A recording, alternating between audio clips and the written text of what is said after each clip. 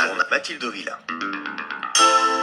Effet du changement climatique, des pluies torrentielles se sont abattues sur le nord-est du Brésil. Les États d'Alagoas et de Pernambouc ont été particulièrement touchés. Selon un premier bilan toujours provisoire, 32 personnes sont mortes, un millier d'autres sont portées disparues.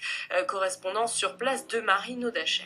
Les images de la télévision brésilienne sont impressionnantes. On y voit des rues transformées en égouts à ciel ouvert, entravées par des débris de maisons, des voitures et de la boue, alors que la pluie ne cesse de s'abattre au nord-est du pays depuis déjà une semaine. La situation est particulièrement préoccupante dans les États d'Alagoas et du Pernambouc, où près de 40 000 personnes ont perdu leur maison et 65 000 autres ont dû être évacuées.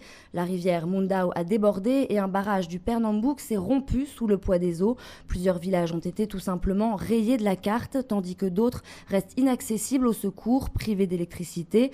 500 personnes sont toujours portées disparues à União dos Palmares, le village le plus touché par ces crues meurtrières.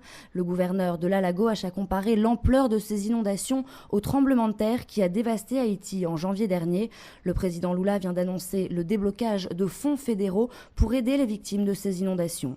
À Rio de Janeiro, Marine Audacher pour Radio Vatican. Et au Congo-Brazzaville, c'est un accident de train qui endeuille le pays.